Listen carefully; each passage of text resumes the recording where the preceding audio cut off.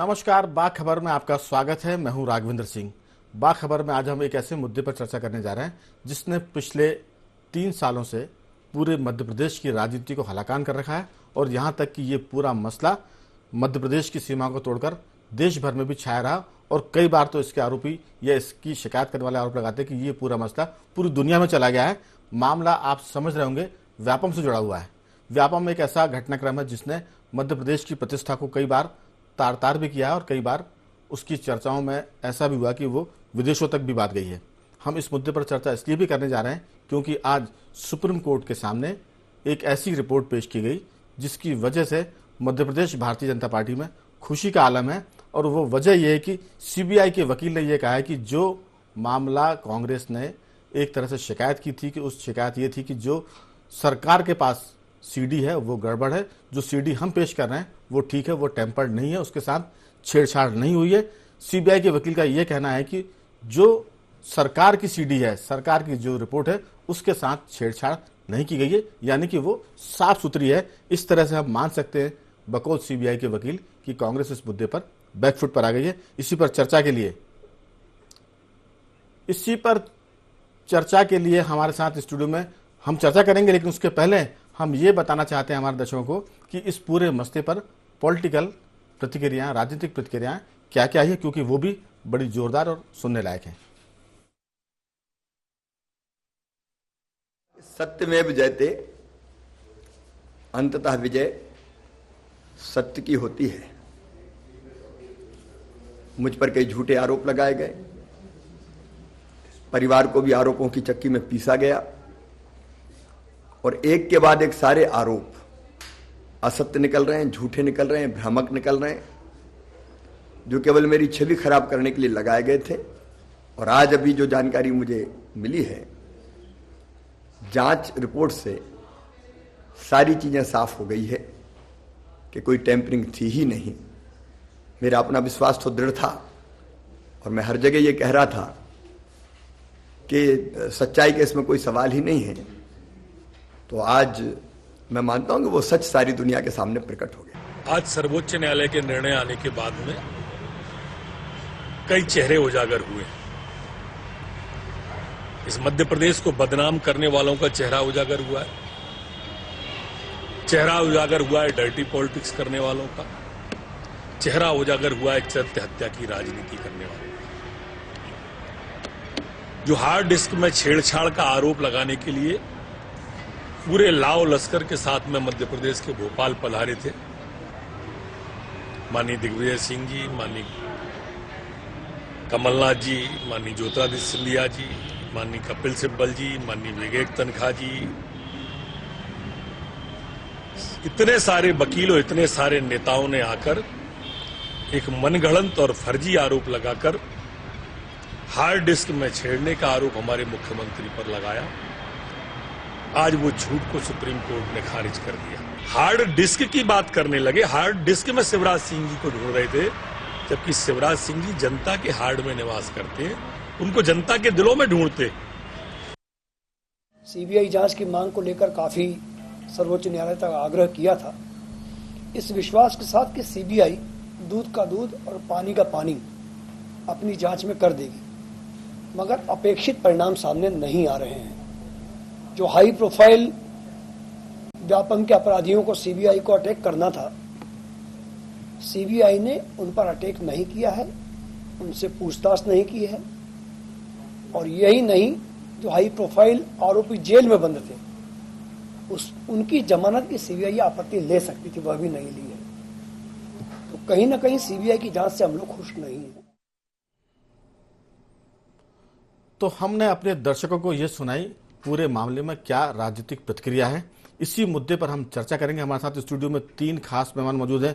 वरिष्ठ पत्रकार सुरेश शर्मा जी, योगीराज योगेश जी और धर्मेंद्र पैगवार जी। इसके अलावा हमारे साथ इंदौर स्टूडियो से जुड़े हुए हैं डॉक्टर आनंद राय, जो इस पूरे मामले के जानकार भी हैं, याचिकाकर्ता भी, शिकायतकर्ता भी है और कई बार उनको एक तरह से सोशल एक्टिविस्ट का भी दर्जा दिया गया है। हम सबसे पहले इस पूरे मसले पर जानना चाहते हैं डॉक्टर आनंद राय। आनंद राय जी, आपने सुना, सारी राजनीतिक प्रतिक्रिया सुनी कांग्रेस की, भारतीय जनता पार्टी की। आपने चूंकि इस मामले की शुरुआत से लेकर अब तक इसको देखा है, बहुत संक्षेप में आप बताएं टू दी पॉइंट कि ये पूरा मसला क्या था और कोर्ट ने आखिर सुप्रीम कोर्ट में इसमें हुआ क्या है, क्योंकि बहुत सारी बातें निकल कर आ रही हैं। लोग ये भी कह रहे हैं कि सुप्रीम कोर्ट ने इस मामले में अपनी राय बता दी है। क्या ये सही है या गलत, जो भी है आपकी जानकारी में उसको हमारे दर्शकों के साथ शेयर करें। देखिए, पहले तो मैं बताना चाहूंगा कि व्यापम की जो पूरी शिकायत है वो हमने शुरू की 2009 से। पेपर आउट हुआ था 5 मई 2009 को। उसके बाद एक मेरी लिखित शिकायत पर जो 15 जुलाई 2009 को की गई थी, उस पर 17 दिसंबर 2009 को राज्य सरकार ने कमेटी का गठन किया और इम्पर्सनेशन की जांच के आदेश दिए। उसके बाद अलग अलग मेडिकल कॉलेजों में सब कमेटियां बनी और उसके बाद जब इंदौर से जगदीश सागर की गिरफ्तारी हुई, तब ये मामला दोबारा नए सिरे से एक उछाल आया। इस पूरे मामले में राष्ट्रीय परिदृश्य पे आया, अंतर्राष्ट्रीय परिदृश्य पे आया और 250 एफआईआर में से एक जो एफआईआर है वो ये है कि हार्ड डिस्क से छेड़छाड़ हुई है, उसकी जांच की जाए। सुप्रीम कोर्ट में कुल 5 याचिकाएं लगी हैं, जिसमें एक याचिका दिग्विजय सिंह द्वारा लगाई गई थी, एक प्रशांत पांडे द्वारा लगाई गई थी, एक मेरी याचिका है, एक आशीष चतुर्वेदी की याचिका और एक संजय शुक्ल की याचिका है। कुल 5 याचिकाओं में से आज दिग्विजय सिंह की याचिका पर सुनवाई थी। उनकी जो प्रेयर्स थी, उनमें पहली प्रेयर थी कि सीबीआई की जांच की जाए, जिसको मान लिया गया। दूसरी प्रेयर थी कि ये जो हार्ड डिस्क है और प्रशांत पांडे की जो पेन ड्राइव है, उसको जांच के लिए central forensic science lab Hyderabad भेजा जाए, जिसको भी मान लिया गया। और जब ये पाया गया कोर्ट में कि दिग्विजय सिंह की जो प्रेयर्स थी, वो सारी प्रेयर्स जो है वो पूरी हो चुकी है, और इसलिए कोर्ट ने आज निर्देश दिया कि ये जो भी रिपोर्ट आई है हैदराबाद से, उसको ट्रायल कोर्ट जो कि भोपाल में है सीबीआई, वहां भेजा जाए। और दिग्विजय सिंह जी के वकील केटीएस तुलसी जी को लिबर्टी दी गई कि आप वहां जाकर जो भी आपकी आपत्ति है, आशंका है, कुशंका है, वो सारी चीजें आप वहां रख सकते हैं। जहां तक मेरे नॉलेज का प्रश्न है, आज सुप्रीम कोर्ट में बंद लिफाफे को खोला जाना था, जो कि नहीं खोला गया। मेरा यह प्रश्न है, मेरी यह आशंका है कि जब बंद लिफाफे को सार्वजनिक रूप से वहां खोला नहीं गया, तो सॉलिसिटर जनरल रंजीत सिंह जी को, जो कि आज सीबीआई की तरफ से अपेयर हुए थे, ये अपने आप में बताता है कि किस तरीके से सीबीआई और सरकार एक ही है। आप सबको जिस तरीके से नॉलेज है कि केंद्र में भाजपा की सरकार है, तो क्या रंजीत सिंह जी सीबीआई की तरफ से अपेयर हुआ और एक तरीके से सीबीआई को रिप्रेजेंट कर रहे हैं, जबकि वो सॉलिसिटर जनरल ऑफ इंडिया है। और उनको पहले से जब लिफाफा खुला नहीं, तो उनको कैसे पता कि अंदर लिफाफे के अंदर क्या है। दूसरी बात मैं आपको बताऊं कि जो लैब है उसको 2 चीजों की जांच के लिए भेजा गया था, एक हार्ड डिस्क की जांच के लिए और एक पेन ड्राइव की जांच के लिए। पेन ड्राइव को लेकर उनकी तरफ से कोई टिप्पणी नहीं की गई कि पेन ड्राइव के अंदर जो मटेरियल है वो प्योर है या इम्प्योर है, उससे छेड़छाड़ की गई है या नहीं की गई है। हार्ड डिस्क के ऊपर सिर्फ कमेंट किया गया रंजीत सिंह जी द्वारा, जिसमें सुप्रीम कोर्ट के जज ने यह बोला कि हम इसके ऊपर अपनी तरफ से कोई टिप्पणी नहीं करना चाहते, आप इस रिपोर्ट को ट्रायल कोर्ट भेज दीजिए। और यह बोला गया कि 3 महीने के अंदर इन सारे केसेस की सुनवाई हो जानी चाहिए और जो भी दूध का दूध पानी का पानी होगा वो अब ट्रायल कोर्ट में होगा। लेकिन माननीय शिवराज सिंह चौहान को जश्न मनाने की बहुत ज्यादा जल्दी है, इसलिए आज पूरे मध्य प्रदेश में पटाखे फोड़े जा रहे हैं। जबकि आप बताइए मुझे, 250 एफआईआर, क्या 2,500 लोगों को जिनको गिरफ्तार करके जेल डाला गया वो गलत थे? क्या एफआईआर गलत हुई है? जिन 50 लोगों की मौत हुई है, क्या वो किसी प्राकृतिक आपदा के शिकार थे? तो घोटाला तो हुआ है और ये घोटाला इनके कार्यकाल में हुआ है। बिल्कुल। आनंद राय जी, मैं आपके पास लौटूंगा, विस्तार से हम इस पूरे मुद्दे पर आधे घंटे की चर्चा करेंगे। आपके पास बहुत वक्त रहेगा, आपने जानकारी की शुरुआत में अच्छी चीजें बताई, इस पर हम बात करेंगे हमारे जो विशेषज्ञ उनसे। मैं सबसे आखिरी में सुरेश जी आपके पास आऊंगा, लेकिन उसके पहले धर्मेंद्र जी, आपने सारी चीजों को सुना और देखा, क्या लगता है कि जो पेन ड्राइव की बात अभी डॉक्टर आनंद राय ने बताई कि हार्ड डिस्क की बात अलग बात है, लेकिन जो पेन ड्राइव साथ में पेश की गई थी प्रशांत पांडे द्वारा, क्या वो भी कुछ गुल खिला सकती है? लेकिन ये सब अभी गर्भ में है, छिपा हुआ है। एक बात और उन्होंने आनंद राय ने ये कही है कि इस पूरे मसले में जब लिफाफा खुला ही नहीं तो उसकी सच्चाई लोगों को पता कैसे चली, इस पर हम चर्चा करेंगे। लेकिन उसके पहले आपको लगता है कि ये मामला जश्न मनाने का है? ये मामला अभी ऐसा है कि भारतीय जनता पार्टी अपने आप को क्लीन चिट ले सकती है या दे सकती है? आपकी क्या राय है? देखिए, अभी जश्न मनाने जैसी कोई बात नहीं, अभी कोई फैसला नहीं आया है। सुप्रीम कोर्ट ने अपनी तरफ से कोई बात नहीं कही है। सिर्फ सरकार की तरफ से, सीबीआई की तरफ से जो वकील खड़े हुए, रंजीत सिंह और मुकुल रोहतगी और प्रुसेंद्र कोराव, उनकी तरफ से रंजीत सिंह जी ने यह कहा कि जो एफएसएल की रिपोर्ट आई है उसमें उनका एक अनुमान या उनने कहा है कि हार्ड डिस्क में कोई छेड़छाड़ नहीं हुई है, पेन ड्राइव की बात नहीं आई है।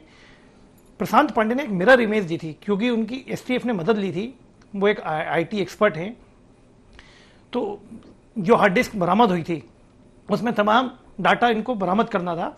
तो इंदौर क्राइम ब्रांच ने जब उनकी मदद ली और एसटीएफ ने भी ली, जो आप सोशल नेटवर्किंग साइट पे जाएंगे फेसबुक पर, तो एसटीएफ के तमाम अधिकारी प्रशांत पांडे के फ्रेंड थे और वो बहुत सारी बातें शेयर करते थे। तो प्रशांत पांडे ने एक मिरर इमेज भी सीबीआई को दी, ट्रुथ लैब को दी, प्लस एफएसएल हैदराबाद को दी। उसकी रिपोर्ट भी अभी आना है और पूरी रिपोर्ट, जो भी एफएसएल की रिपोर्ट आई है वो भी बंद है, तो इसकी तरफ से भी कोई फैसला नहीं आया है। तो बंद चीज को किसी व्यक्ति को ने क्यों खोला? क्या एफएसएल ने रिपोर्ट उनको बता दी, जबकि वो सुप्रीम कोर्ट में खोली जानी चाहिए थी? और सुप्रीम कोर्ट में जो दूसरी पार्टी थी, जो पिटिशनर थे दिग्विजय सिंह और बाकी अन्य, उनको उनके सामने ये खोली जानी चाहिए थी, तो ये खोली नहीं गई है। तो भाई जश्न मनाना बहुत जल्दबाजी है। और दूसरा, यदि इसमें बहुत बड़ी सवाल ये आ रहा है कि यदि भाजपा इस बात को सही मान रही है या राज्य सरकार इस बात को सही मान रही है कि ठीक है हार्ड डिस्क में छेड़छाड़ नहीं की गई, तो फिर जो एक बात है कि जो एक एक्सेल सीट आई थी जिसमें 17 जगह बीजेपी की केंद्रीय मंत्री का नाम है, एक जगह राजभवन का नाम है और 2 जगह एक मंत्री का नाम है, तो क्या बीजेपी उनको आरोपी मान रही है? डॉक्टर, आप सुन रहे हैं इस बात को? मैं आपसे पूछूंगा कि वो जो सरकार की जो सीट है, या सरकार की एक्चुअल सीट जो है, या सरकार की जो सीडी है, उसमें किन के नाम से अगर आपकी जानकारी में हो तो आप शेयर करिए। धर्मेंद्र जी, आपने इस बात को जरूर कहा है कि जश्न मनाने का मौका नहीं है, लेकिन पॉलिटिकल पार्टी के किसी हीरो पर, मुख्यमंत्री भारतीय जनता पार्टी के हीरो है, मध्य प्रदेश के हीरो, क्योंकि वो 3 बार चुनाव जीते हैं, अगर थोड़ी सी भी उन पर जो दाग लगे हैं, उनके मामले में ये अंदाजा भी लग जाए, अनुमान भी लग जाए कि वो दाग धुंधले हैं या झुटले थे, तो जश्न मनाने का हक मेरे ख्याल से पॉलिटिकल पार्टी को अपने आप ही मिल जाता है, क्योंकि पार्टियां जश्न भी मनाती हैं और मैं ये कहूं कि मातम भी मनाती है। तो अभी भारतीय जनता पार्टी के पास भले ही वो लिफाफा नहीं खोला गया है, लेकिन जश्न मनाने का मौका इसलिए क्योंकि सीबीआई के वकील ने जो बात कही है उसको भी भारतीय जनता पार्टी गंभीरता से ले रही है, उसकी सच्चाई पर यकीन कर रही है। योगीराज जी, आपसे वही सवाल है मेरा, क्या भारतीय जनता पार्टी को जश्न मनाने का अवसर है? एक बात, और अगर लिफाफा नहीं खुला है और जश्न मनाया जा रहा है तो ये तो सरकार के भी एडवर्स जा सकता है, क्योंकि कोर्ट कह सकता है कि आखिर आप किस बिना पर ये कह रहे हैं कि आपको क्लीन चिट मिल गई है। आपकी राय? इनकी ये जो जश्न मनाने की जो प्रोसेस चल रही है, ये निश्चित तौर पर एडवर्स ही जाएगी, इनके अगेंस्ट ही जाएगा पूरा मामला, क्योंकि बिल्कुल धर्मेंद्र ने सही कहा कि ये सुप्रीम कोर्ट ने भी कोई ना तो ये प्रेडिक्शन है और ना ये फैसला दिया उन्होंने। अब तो इस पूरे मामले में सीबीआई भी की जांच के दायरे, सीबीआई खुद जांच के दायरे में, यदि ऐसा मामला हुआ है कि अचानक वो कह रहे हैं सीबीआई के वकील वहां जाके कि सॉलिसिटर जनरल वहां खड़े हुए हैं सीबीआई की तरफ से, जो कि गवर्नमेंट के होते हैं, गवर्नमेंट और सीबीआई अलग अलग होती है, सीबीआई को अपना वकील या उनका वकील वहां खड़ा होना चाहिए था। अगर ये गफलत में भी हो गया है तो ये मेरे ख्याल से कुछ गड़बड़ आगे जाके जरूर इसमें। मैं तो ये भी कह रहा हूँ कि इस मामले में सीबीआई की जांच होना चाहिए अब तो, क्योंकि ये छोटा मोटा मामला नहीं है, इतना बड़ा मामला है। पूरे कितने इसमें लोगों की आत्महत्या की, हत्याएं हुई हैं और इतने सारे मिनिस्टर्स के नाम उसमें आए हैं। अच्छा, इसमें एक और चीज़ है, यदि मान लो थोड़ी सी देर के लिए जश्न मना रहे हैं साहब, ये इसलिए जश्न मना रहे हैं साहब शिवराज सिंह चौहान का नाम, चूंकि उसमें टेम्पर्ड नहीं हुई जैसा कि इनका कहना है, तो मुख्यमंत्री जी बरी हो गए। लेकिन यदि टेम्पर्ड नहीं हुई तो क्या वो जो इतने सारे लोग जो आरोपी हैं वो क्या बरी हो गए? क्या लेकिन उससे ये सिद्ध होता है कि ये लोग आरोपी हैं? अभी आनंद राय ने जो बात कही है कि वो जो पेन ड्राइव है, उस पेन ड्राइव में है सबकी जान। अगर वो पेन ड्राइव के मामले में बात आगे बढ़ती है तो फिर हम समझ सकते हैं कि कुछ खुलासे और भी होंगे। सुरेश जी, आपने तीनों को सुना और आप उमा भारती से लेकर इस पूरे मसले से तो पुराने और भी आपके पास जानकारियां हैं, लेकिन उमा जी से लेकर शिवराज जी तक, हम गणेश और कार्तिकेय की तो बात ही नहीं कर रहे हैं, उमा और शिवराज की बात कर रहे हैं। तो इस पूरे मामले में आपको लगता है कि ये जो सुप्रीम कोर्ट का मसला है, जिस पर जो चीज सुप्रीम कोर्ट ने अभी कुछ कहा नहीं है, लेकिन उनके नाम से कुछ अगर कहा जा रहा है तो ये सरकार के खिलाफ जाएगा या कितना ये चीजों को संतुलित रखेगा या कुछ संतुलन बिगाड़ेगा? आपकी राय? देखिए, मैंने जो इसको मामले को समझा है उस हिसाब से, जो क्योंकि मैं ये पहले कह दूं कि जितना डॉक्टर साहब जानते हैं उतना मैं नहीं जानता, लेकिन जो मैंने इस मामले को समझा है उसके आधार पर यह है कि इस सारे मामले में शिवराज सिंह चौहान की फेलियर ये रही है कि वो इस सारे मामले को ट्रेस नहीं कर पाए। अभी तक जो है ऐसा सीधा कोई भी आरोप नहीं लगा है कि शिवराज सिंह चौहान ने एज ए मुख्यमंत्री किसी को डॉक्टर बनाने में सिफारिश की हो। मुझे लगता है डॉक्टर साहब इस बात को बताएंगे कि उनके पास ऐसा कोई प्रमाण है क्या। तो एक तो ये सबसे बड़ी चीज थी। दूसरा ये था कि ये जो आज का एपिसोड है जश्न मनाने वाला, ये एक पॉलिटिकल एपिसोड है सीधा सीधा। और पॉलिटिकल एपिसोड इसलिए है क्योंकि कुछ जानकार लोगों के अलावा, मैं आ चुके आपने एक लाइन मुझे पॉलिटिकल बोलिए। इस्तेमाल किया, मुझे मैं आपकी बात को मुझे- बढ़ा रहा हूं। इसमें क्या कि नंबर घटने बढ़ने का मामला भी होता है पॉलिटिकल एपिसोड में। नहीं, मैं जो कह रहा हूं, जश्न आप मनाने मुझे का- प्लीज जी। मुझे कहने दीजिए। नहीं, आप कहिए, मैं तो क्योंकि सिर्फ जोड़ रहा हूं। मैं ये कहना चाहता हूं कि जैसे इसके अंदर दो पक्ष हैं। एक पक्ष वो है जो ये जानता है क्योंकि किस प्रकार से गड़बड़ियां हुई हैं, जिसमें डॉक्टर आनंद राय और बाकी लोग शामिल हैं। एक पक्ष वो है जो राजनीतिक दल हैं, जो इसका बेनिफिट लेना चाहते हैं, चाहे वो एजिटेशन करके लेना चाहते हो, चाहे जो है याचिका दायर करके खारिज करवाने का काम कर रहे हो। जैसे दिग्विजय सिंह ने जितनी याचिका लगाई वो सब धीरे धीरे खारिज हो गई। तो ये दो पक्ष हैं, एक जानकारों का पक्ष है, एक पॉलिटिकल गेन करने वालों का पक्ष है। तो आज का जो जवाब है शिवराज जी का, वो पॉलिटिकल गेन करने वालों को का है कि भाई तुमने जो इतने दिन से पुतले फूंक रहे थे, मैं पटाखे फूंक करके बता रहा हूं कि तुम्हारे पुतले जो है वो बेकार चले गए। अब बचा दूसरा पक्ष जिसके बारे में कोर्ट को तय करना है, और जो फॉरेंसिक रिपोर्ट आएगी उस खुलेगी, उसके अंदर जो आएगा उसको तय करना है। ये एक दूसरा पक्ष है। इसलिए आज केवल पहले पक्ष का जवाब दिया गया है। जहां तक मैंने महसूस किया है, इस सारे मामले में कुछ अतिशयोक्ति से बोला जाता है। ठीक है, बड़ा घोटाला है, बड़ा ये हुआ। मुझे तो एक कांग्रेस के नेता ने बताया, अब एज ए जर्नलिस्ट सब कान में फूकते हैं मंत्र, तो मुझे किसी ने कान में फूका कि भैया ये दो पत्रकार भी कान में उनके दो फूकाते हैं। दो साड़ों की लड़ाई है ये। एक तरफ दिग्विजय सिंह खड़े हैं, दूसरी तरफ शिवराज सिंह चौहान खड़े हैं। तो उस लड़ाई का मेन कारण यह है कि दिग्विजय सिंह के कार्यकाल में मेडिकल कॉलेजेज और ये सब डेवलप हुए, तो जो सागर हो या बाद के कोई हो, ये सब उनके खेमे के लोग जो हैं, उनके अंदर ये सब काम करते हैं। और सर्विसेज वाला मामला जो है ये बाद में बना है, शिवराज जी ने लागू किया, इसलिए इसमें जो है भर्ती कराने का काम इनके लोग करते हैं। ये दोनों के बीच में, वो उसके क्षेत्र में घुस रहे हैं, वो उसके क्षेत्र में घुस रहे हैं, इसकी लड़ाई है। लेकिन ये सुरेश जी पॉलिटिकल मसला होने के साथ साथ आम जनता से इसलिए जुड़ गया है क्योंकि इसमें 2000 से ज्यादा गिरफ्तारी हुई है और हजारों लोग, हमारे पास जो फिगर है इसमें लगभग 70 लाख लोग प्रभावित हुए हैं इस पूरे व्यापम घोटाले में। इसलिए ये पॉलिटिकल तो है, पॉलिटिकल, ये अपने आप में गंभीर बात है कि एक जिनाइन व्यक्ति पढ़ रहा है, स्टूडेंट वो है, उसको तो आप डॉक्टरी करने नहीं दे रहे हो, और जिसकी जेब में पैसे हैं वो है। ये आज भी हो रहा है। अपन ने इस विषय पर चर्चा की, तो आज की तारीख में भी ये हो रहा है, जब सारा मामला सीबीआई जांच कर रही है। समय की थोड़ी सी तंगी है। डॉक्टर राय, आपने सुना सारी चीजों को, क्या लगता है कि मामला पॉलिटिकल है या सच में किसी घोटाले कि इसमें जो गंध आ रही है वो बहुत ज्यादा है, जो दिख रहा है कहीं उससे भी ज्यादा मामला? क्योंकि आपने एक बात का जिक्र किया कि पेन ड्राइव, वो जो प्रशांत पांडे की पेन ड्राइव है, अभी उसके रहस्य उजागर नहीं हुए, क्योंकि सिर्फ दिग्विजय सिंह जी की जो मामला सुरेश जी के हिसाब से पॉलिटिकल है, और पॉलिटिकल आदमी के मामले खारिज हो सकते हैं या नहीं हो सकते। लेकिन जहां तक एक्सपर्ट की बात है, प्रशांत पांडे की जो पेन ड्राइव है वो क्या रंग ला सकती है, आपकी राय? देखिए, जहां तक मुझे विश्वास है और जो चीजें मैंने देखी है, मुझे 100% प्रशांत पांडे पे विश्वास है, क्योंकि जो सिस्टम फाइल उन्होंने सबमिट की है और जो जानकारी हमने देखी, और अभी उसके पास सिर्फ एक एक्सेल शीट नहीं, उसके पास अभी 13 एक्सेल शीट और है जो वो अभी भविष्य में सबमिट करने वाला है।